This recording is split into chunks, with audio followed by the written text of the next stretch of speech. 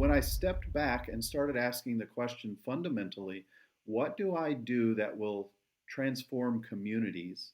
I started looking at the utilization of church properties. And what I found is that there's 360,000 Christian churches. And out of those churches, they close about 4,000 of them net annually because there's just not much utilization anymore.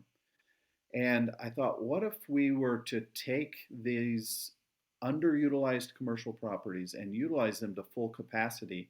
It would do two things. One, generate enough income so that that community of faith was no longer struggling and going to have to sell their building. And the second piece is it would create a hub of community. It takes something a little more to lead with impact. I'm Lisa Nichols, author of Something Extra, and this podcast was inspired by our daughter Allie, whose additional chromosome has shaped how I see people and leadership.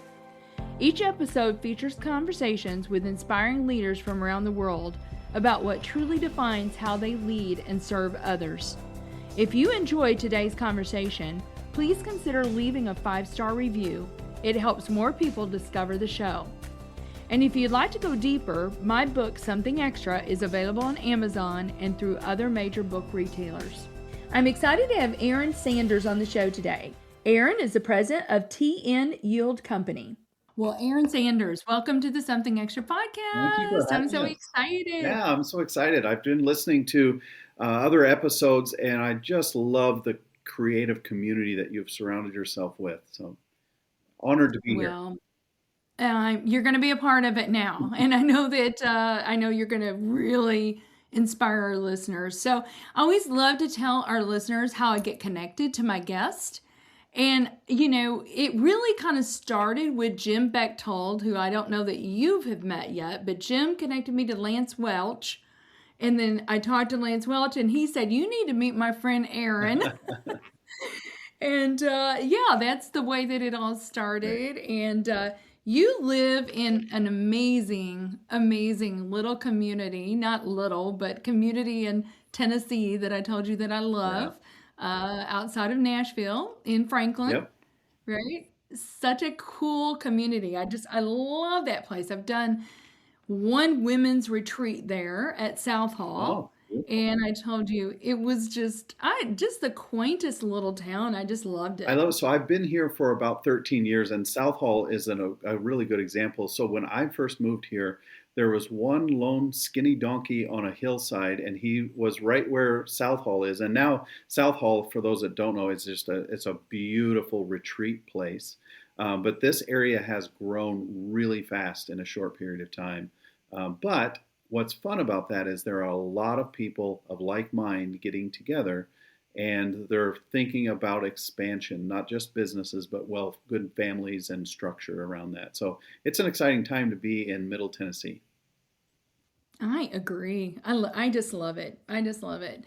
Well, let's talk about this. I mean, you spent 16 years in the financial industry before you stepped into entrepreneurship.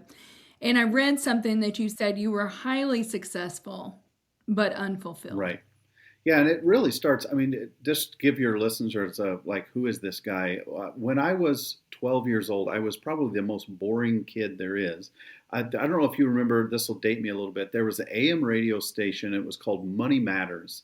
And it was this radio show that you could get strategies. There was no internet back then. So at 12 years old, I would make model airplanes and listen to Money Matters. By the time I was 15, I had saved up enough money for a car, but I wanted my parents to co-sign a loan for me because I wanted to build credit.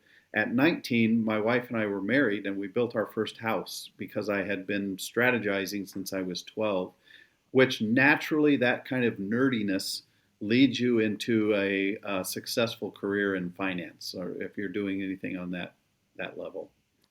That is incredible. That is incredible at 12 years old that you were listening to Money Matters. Yeah, and I got a newspaper route. And back then it was, you'd wrap the newspaper in a rubber band and throw it out. And I had this, I got this paper route, and it was in an older neighborhood. So 55 plus is what you had to be to live in that neighborhood.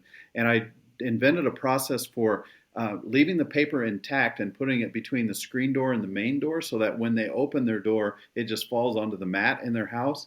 And that blew that business up 3 times what it was. And so I started my entrepreneurial bent really early and just solving problems, which is an entrepreneur's wheelhouse.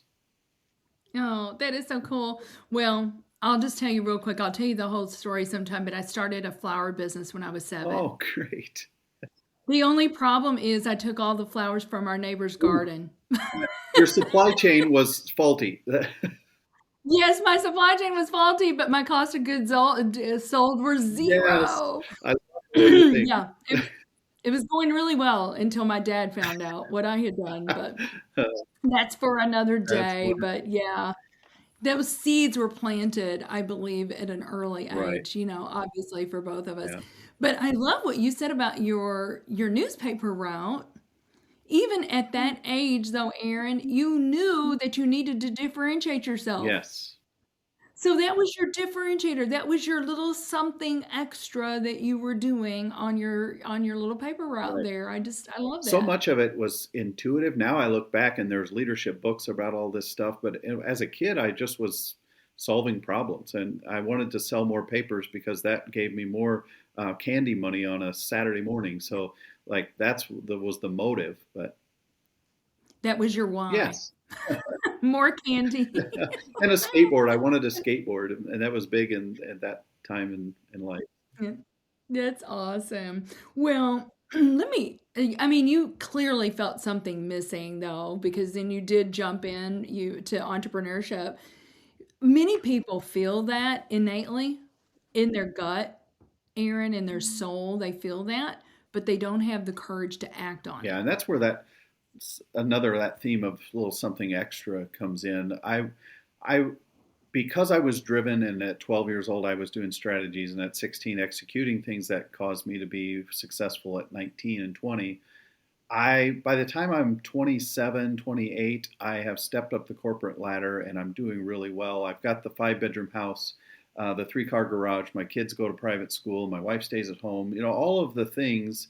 But I would always scratch the itch of Christian expression and ministry by volunteering at my church. And I didn't want to be paid for that, but I did child and family counseling, some premarital counseling, and truly what broke me was a conversation I was having, my wife and I were having with a couple, and we were doing post-marital counseling. So this had been resulted in punching a hole in the wall at 1 in the morning, and we helped them get their kids somewhere safe, and then started the restoration process.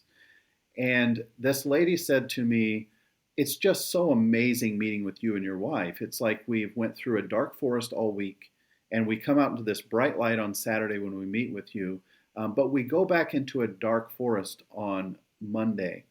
And this is where I started seeing the success, the resources, the 5 bedroom house, the 3 car garage. It didn't really buy me any kind of relational equity to move the needle in people's lives, which actually is what mattered to me. Resources sometimes, more money makes a bad idea last longer. And that's really where my corporate life had left me. It wasn't a great idea, but the money was there and it made it last longer. And so my wife and I Hmm. really asked ourselves the question, what do we need to do to put ourselves in a position that we're not just group psychotherapy to help somebody? What if we actually connected them to an expression of the kingdom of heaven that would change their lives, not just give them a moment's reprieve on a Saturday? And that was the nail in the coffin, if you will, for going down that road of what eventually led to quitting the financial world, selling everything we had, and moving to Nashville. Hmm. Yeah. What year was that, That was Aaron? 2012, and we moved in 2013. 2013. So you moved from Wisconsin. Right. We were right on Yeah. the Minnesota Wisconsin border. My office, everything I did was in St. Paul, but we lived in Wisconsin, Hudson. Hmm. Well, I mean, but you and I have talked about this. God doesn't waste Right. anything. That's where, So, what you had been doing in corporate, how do you think that that was preparing you for even what you're doing yeah. So today? one of the things that I felt like was vitally important was utilization of commercial properties. And that's kind of started me down the path of asking, what am I doing in this corporate world is 401ks and retirement plans and billions of dollars of moved assets, but what are they actually doing to help communities grow stronger? And so then I started looking at underutilized commercial properties as part of an investment portfolio, to be honest. And what I saw is that churches tend to have the most underutilized commercial real estate. They tend to be in the best parts of town because they were started 30 years ago when there wasn't really much of a town there, or much of a city there, and the city has grown up around it. But it sat empty most of the time. And so when I stepped back and started asking the question fundamentally, what do I do that will transform communities? I started looking at the utilization of church properties. And what I found is that there's 360,000 Christian churches. And out of those churches, they close about 4,000 of them net annually because there's just not much utilization anymore. And I thought, what if we were to take these underutilized commercial properties and utilize them to full capacity? It would do two things. One, generate enough income so that that community of faith was no longer struggling and going to have to sell their building. And the Mm-hmm. second piece is it would create a hub of community. Any business, as you know, whether it's flowers or newspapers, is going to have an audience for it. Otherwise, you don't sell the product.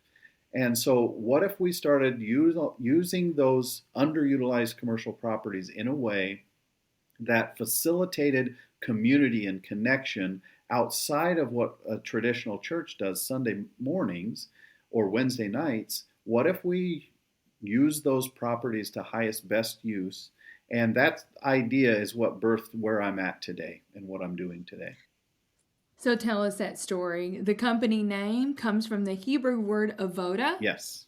Avoda. If we're right? going to be real, if we're not going to be Midwestern about Avoda, it, it's Avoda. But we just say avoda. Avoda. Yes. And what does that mean, So that Aaron? word is a Hebrew word, and it means three things simultaneously. It means work, worship, and service. So in the original Hebrew language, when we like God is talking to people, He said there's one word for work, one word that is service, and one word that is worship. And those are three combined into one. So that's kind of the vision of the business that was started. How do we take what I do in my corporate world and facilitate a community of engaged people that are there to help one another, not just attend a church together, but what does it do to real life? And then the other piece that I just, as a business person, I know that I give charitably to a church, but when they take that money and use it to do HVAC and keep the lights on and mow the yard and all of those things that have to happen 7 days a week, when they only use it 1 day a week, it just the ROI isn't good for me. So I was Right. really excited to say, what if we create an outreach, a community hub of activity for that moves the needle in the community, but also generates enough income so that those charitable contributions now go to take care of the widows and the poor and the fatherless, people in our community that actually need the help. And Mm-hmm. that's really the impetus behind it. Now I sit in and here where I'm at is a 50-acre, 200-year-old property in Thompson Station, Tennessee, and it's originally it was a vision and an idea, but now we're actually living in it. So there today is a beautiful day here, and our coffee shop is operating. We'll have about 3 to 4,000 people a week just go through the coffee shop. Last year I put 220,000 people through this property, and it is a remember it's a church property, so it would otherwise be closed on Sunday. Sure. But the community of faith here has said, no, we love the vision of 7 day a week utilization. And we have story after story of lives being transformed. One of them is my favorite. I walked through the coffee shop. Now it's a busy Saturday. And on here it's in a 200-year-old manor house. So the house was built in 1819. So there's business challenges with that when you have a 200-year-old house. So there's just that Sure. piece. Um, Yes. but the coffee shop is called 1819 Coffee because the house was built in 1819. But behind the scenes, my staff knows that Matthew 18:19 says, "Where two or three agree as laying hands on any one thing, that God will be there." So I have this process in the coffee shop. It's called intentionally awkward seating. And you can't disrupt that because I want people to have to connect with one another, not just by coffee. My mission is to make them connect with one another because I know that when you have a relationship with somebody, you are statistically less likely to have depression, anxiety, Yes. and suicide. So the coffee shop is Matthew 18:19, we're together and God is there. But from a missional standpoint, I want people to get coffee and find their friend because their friend is what's going to prevent them from having depression or anxiety or ultimately suicide. So our mission statement says we will go after double-digit decrease in depression, anxiety, and suicide by intentionally creating a space for people to do life with because everybody deserves a community to do life with. Yeah, and Aaron, when you started describing this to me, it just so resonated in my heart. I just love it. And we'll put this in the show notes, but this is a beautiful property too. It sits on 50 Yeah, acres, right, in Homestead Manor. So I think you host weddings right. there, all kinds of Yeah, things, we've right? started. The best compliment we've gotten is the city of Thompson Station came to us and said, for all intents and purposes, your property is downtown Thompson Station because there are so many people. You can't find parking, and this is a 50-acre property, and you can't find parking at 10 o'clock on any given day because the community is loving to be out here. And you're right, it is a beautiful historic property, and the house is very Southern charm, right? Big pillars and Mm-hmm. all of that. And your guests can look in the show notes and see that. But yeah, it's a beautiful model. We do weddings, we do corporate events, we do fireworks shows, we do Christmas events where we make the holiday a whole holiday market onto the property in the month of December. So Yeah, I mean, I'm sold. I want to come. I want to come. I want to come and visit because I love that area anyway. And then when you told me about this, I'm like, I am coming. I am well, once coming. again, my sole mission is to create a space where people can find one another, where they can connect. Yes. Really, the heart of this started. We bought the property, and we didn't have a lot of money and a lot of ideas on how to move to the next spot. So I just opened up to the farmers market. Now this was August of 2020, so this was right in the middle of COVID. COVID time. And so Right. we had an event venue that was open air, and I thought, I'm going to call the farmers market people because they were meeting in a grass area around the corner out in the sun. And August in Tennessee is not a place to be in the open air.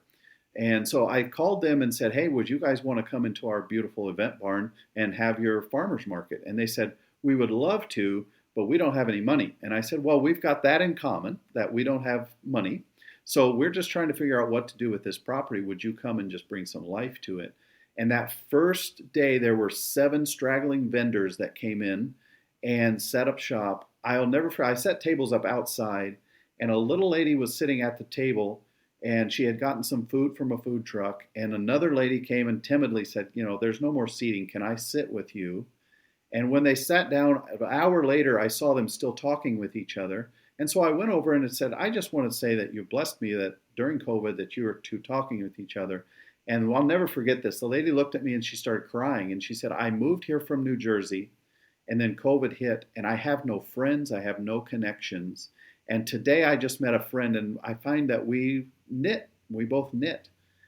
6 months later, there are 45 vendors, and the property's going. And I see the two ladies again, and they had formed a bond and a friendship. And it's out of that I created the 1819 coffee shop. That is such a beautiful story. Well, Aaron, I say this all the time. You curate rooms where people come together and magic happens. Exactly. I'll tell you, on a much smaller scale, but when I launched my book, we had a book launch party at a beautiful venue that my team had found. And, it was an eclectic group of people, just a diverse group of people, some business colleagues, some from ministry, just friends, right? That came to the book launch party. And these two ladies came up to me afterwards. Both of them had been widowed, and they met at the book launch party, and they said, "We just met, we love each other, and we're going to start cruising I together." love it. Yes.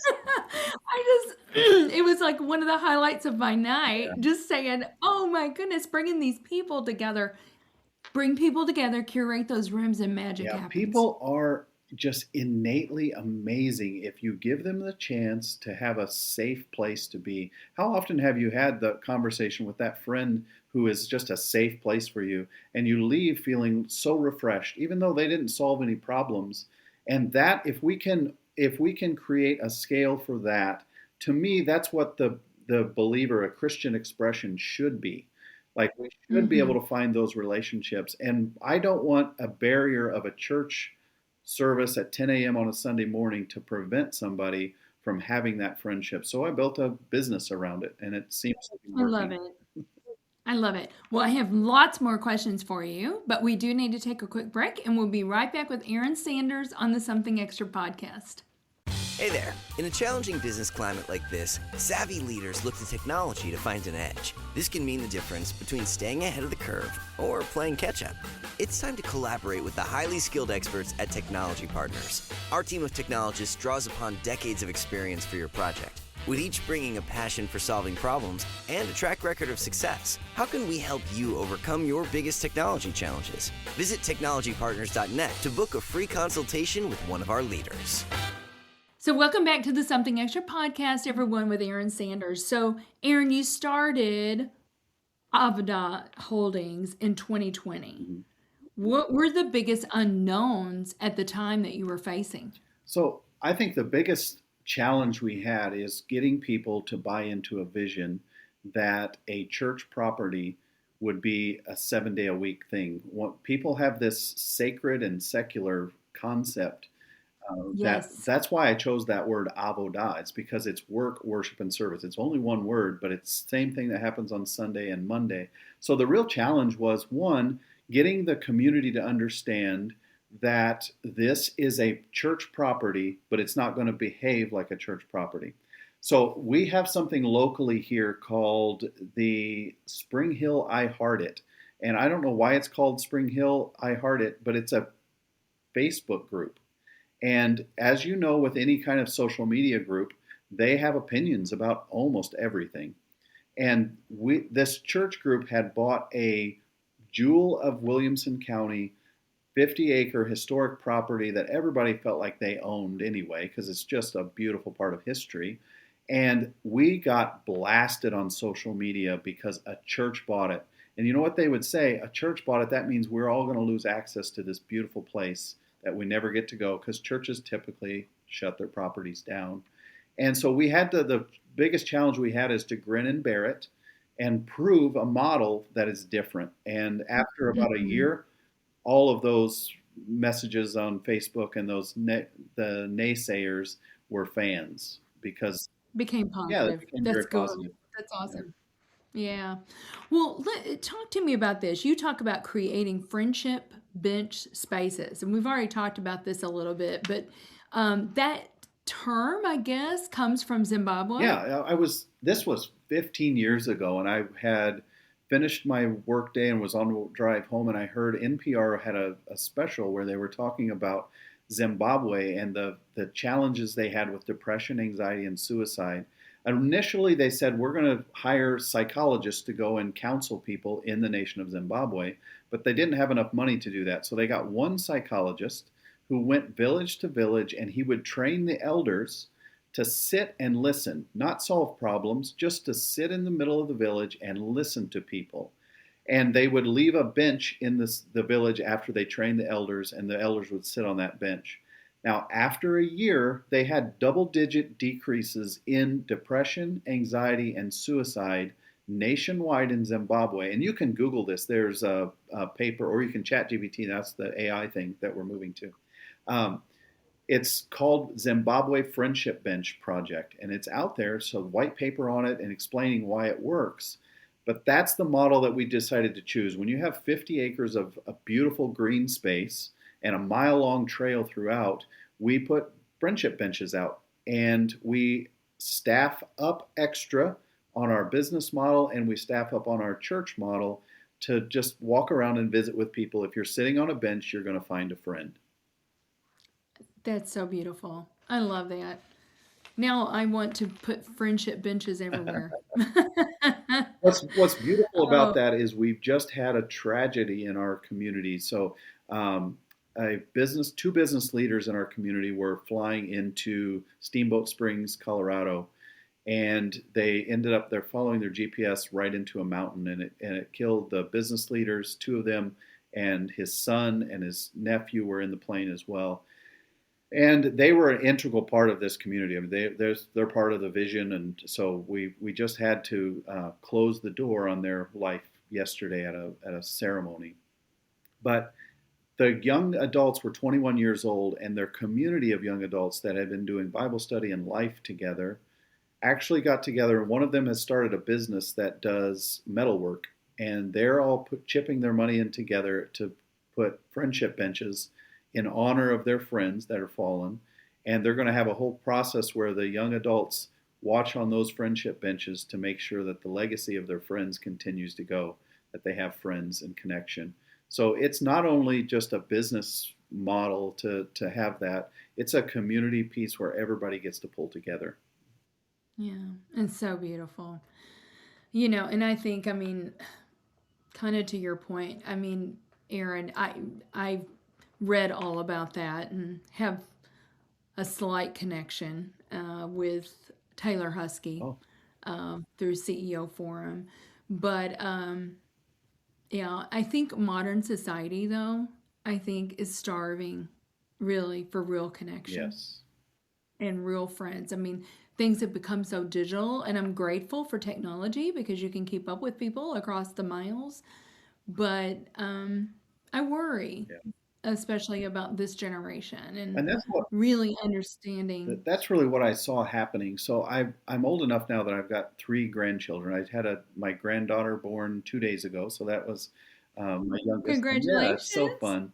But I started seeing a trend pattern when I talked about 360,000 Christian churches. And if I'm going to be a believer, a Christian person, then I believe that those principles are to transform the world that I live in, not just to make me feel better about myself. But I see this trend of church properties and all these fun things that I just described to you not happening across the country. And so, why my motivation in that is what am I leaving for the next generation to have what you're talking about as AI progresses? And I love AI, I've used it for a lot of things. I think that Yes. technology is amazing, but it's going to be more and more vital that you have a community hub of connection. And I see that gathering on a Sunday is not growing the way that it will be there to support my grandchildren. So I pour Hmm. everything into this to revitalize that. I say I'm planting seeds for trees that I will never live long enough to be under. One of my favorite quotes. And that's precisely what you're doing. That's the legacy, Aaron, that you're going to leave behind. But you talk a lot about stewardship versus ownership. Mhm. And I love that because I talk that way too. But what is the difference? So I look at it as I have a mindset as a Christian of I'm advancing an outlet of the kingdom of heaven. The Bible talks about I want your will, God, to be done on earth just like it is done in heaven. And for me, that means I'm stewarding something that is owned by an entity that I work for or I serve. And it's not a corporate entity like it used to be. I look at the kingdom of heaven owns all things, and I am an Avoda. I do stewarding down here to make sure that everything advances the ideology of the kingdom of heaven. And that is, at its base, love. This is why we train our baristas to Instead of making it weird, sometimes Christians can make things weird. I speak to that as a Christian who Yes. has made things weird, Yes. not throwing stones.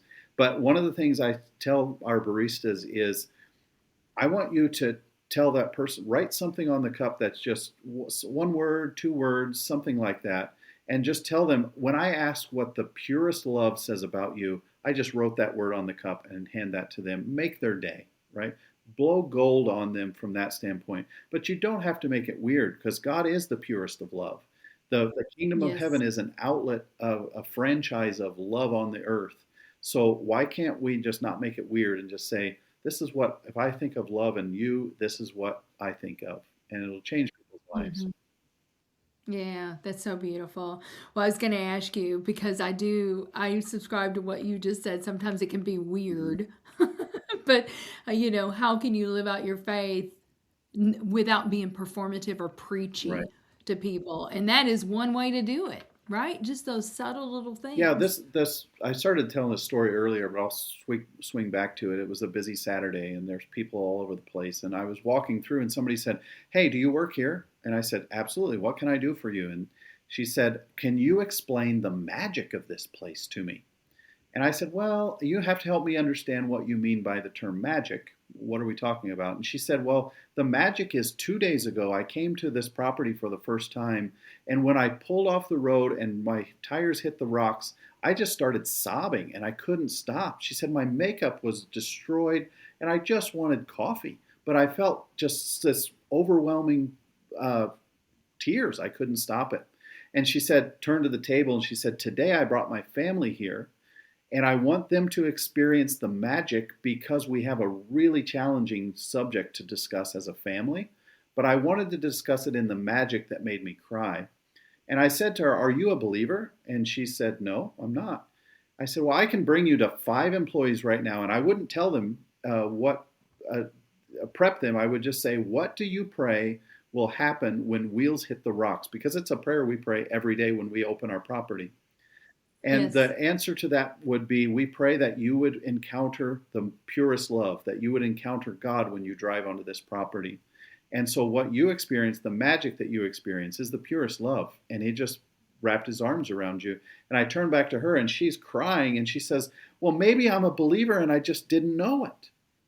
So that's the covert. That's Don't awesome. make it weird. Just absolutely live out your faith and structure my business models around intentionally awkward seating and rocks that tinkle. And that means, like, my maintenance people know I don't want to hit a pothole when I come here.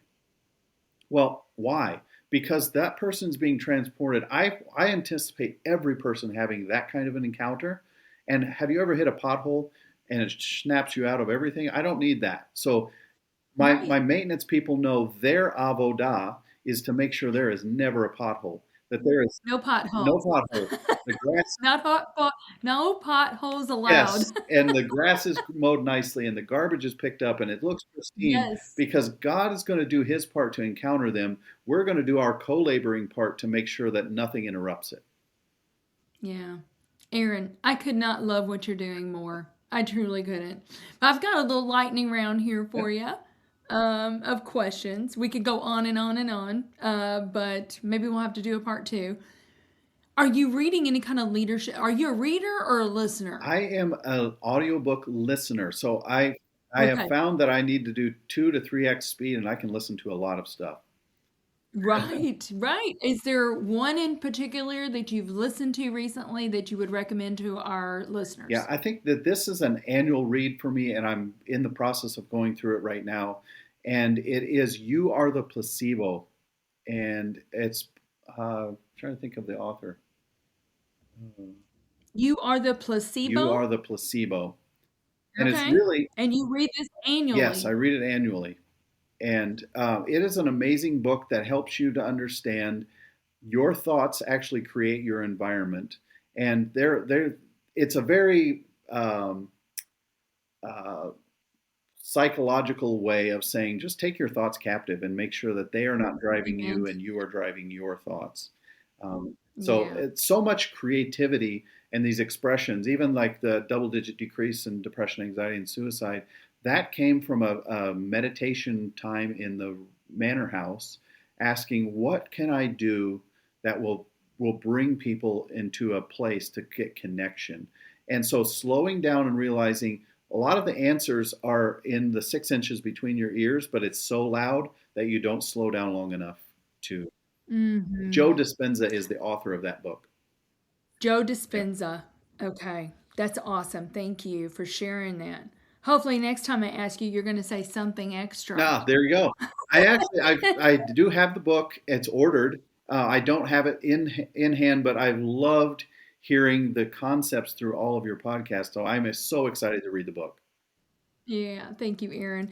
Um, there's another one around mindset that I'm just going to mention that I've been reading that the listeners might want to pick up as well. And Aaron, maybe you've already read it, but Tame Your Thoughts I have not read that. by Max Lucado. No. That's the one I'm reading right now. And it's, I mean, completely what you just said resonates with me too, because it starts right Right. here, right? Yep. So what we put in there, and and then there's 18 inches between your head and your Mhm. heart. Yeah. Right. And sometimes that's the Oh, longest 18 inches. I know things here, but I amen. don't live them from Yes. and that was really the change and the transformation of why I quit the corporate world and started doing what I'm doing now. It finally made Right. it from here to here. Yeah, for sure. A daily habit that grounds you. So if my staff is listening to this, they're going to just roll their eyes. But I have 3 strategies every day that I do, and I actually require not just my children to do it, but employees. You're going to do spiritual development every day. You're going to do physical development every day, and you're going to do mental development every day. So that means you might take some meditation time. You might take some move your body because the endorphins need to get functioning. Yes. And then you're going to learn something new every day. And I challenge people to learn something outside of your sphere because it was a couple of guys in a bike shop that solved the flight issue, right? They're the ones that outside of their Yes. industry, they had revelation that solved the issue that the flight industry was working on. So as a rule, breakthrough comes outside of your framework. So learn something outside of your framework.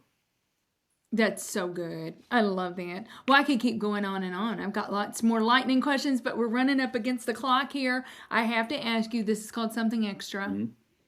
Aaron, what's the something extra that every leader needs? So the something extra that I think we are taught, especially in the industry that I was in, to be risk averse. We strategize around it, we buy insurance around it to make Yes. sure that we don't have that risk. The problem is that as a Christian business person, faith is the center of everything I do. And if I look through the Bible and I see faith, it looks a lot like risk. And so I'm trying to change my language. The something extra is to take faith not just as a concept, but as an application, a substance of things hoped for, but the evidence of things that are just not seen. And that's risky. So every business leader that you can extrapolate this down to, you just need to be more comfortable with risk because that's where the beauty is. It's messy. Family's risky. Having kids and getting married is all risky, but it's beautiful when it's done. Yeah. Right? That's so good. I've never had anyone say Oh, that out of 377 guests. So thank you. I love it. Woo! All right, Aaron, this has been so much fun. Thank you so much for spending some time with us today. And I just know that your story is going to help our awesome. listeners. I really appreciate you hosting this and pulling this community together, Lisa. Something Extra with Lisa Nichols is a Technology Partners production. Copyright Technology Partners, Inc. 2019. To learn more about this week's guest, check out the show notes at tpi.co/podcast. If you enjoyed this episode, consider leaving us a review. Thank you for listening to Something Extra.